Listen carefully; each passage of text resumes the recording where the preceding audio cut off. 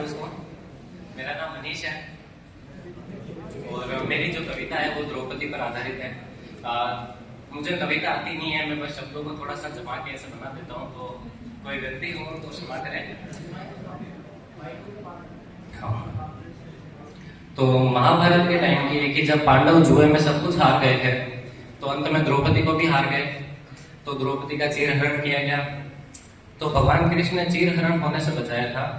अब इमेजिन करना कि द्रौपदी वहां सभा में बैठी है और सभी लोग मुंह नीचे करके खड़े हैं। तो द्रौपदी क्या कहती है कि तपती आंच में मुझे सेका जा रहा था, हाँ जुए में मुझे बेचा जा रहा था। तपती आंच में मुझे सेका जा रहा था, हाँ जुए में मुझे बेचा जा रहा था। भरी भीड़ में मुझे मेरे पति के द्वारा भी देखा जा रहा था, जब जुए में मुझे बेचा जा रहा था।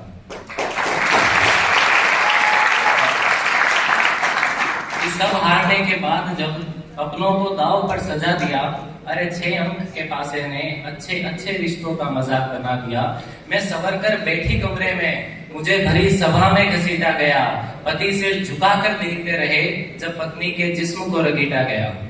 न जाने मुझ में ऐसी क्या बात थी, चूड़ी होते हुए भी हाथ में विधवा समान थी।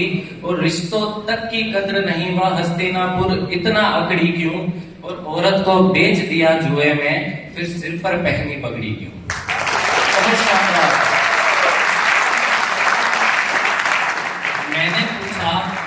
मैंने पूछा शर्म न आई, आंखें नीची करके बैठे हो। रिश्तों को हार गए जुए में, फिर किस सकड़ में बैठे हो। भीष्म पितामह भी सब देख रहे थे, धृतराष्ट्र भी तो इन सब से बड़े थे। किसी ने टोका नहीं उन्हें, मैंने जिसे भी देखा वो झुका के नजरें नीचे खड़े थे। और हिम्मत तो देखो बच्चों की, हिम्मत तो देखो बच्चों की, बाप के सामने उनकी ही इज्जत मिटाओगे। और औरत को नंगा करके आया हूं, ये बात अपनी माँ को कैसे बताओगे।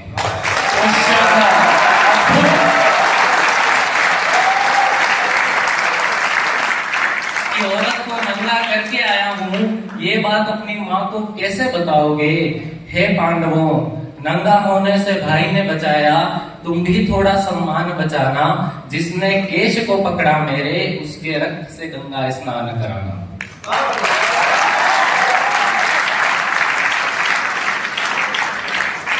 फिर भीष्म पितामह और द्रोणाचार्य को देखते हुए द्रौपदी कहती है कि जो इस तरह से मुझे देखकर भी मौन खड़ा है, उन्हें पछताना पड़ जाएगा। भाई के आगे भाई को, बच्चों के आगे दादा को, शिष्य के आगे गुरु को सिर झुकाना पड़ जाएगा। मृत्यु की गिनती नहीं होगी, धरती पर तांडव हो जाएंगे। 100 कौरवों पर वो पांडव 5 इतने भारी हो जाएंगे। संपूर्ण भारत की ख्वाहिश छोड़ो, हस्तिनापुर से भी हाथ धोना पड़ जाएगा। इतना घमासान हो जाएगा कि इतिहास में पढ़ाया जाएगा। अरे मूर्खों, एक औरत के पीछे महाभारत हो जाएगा।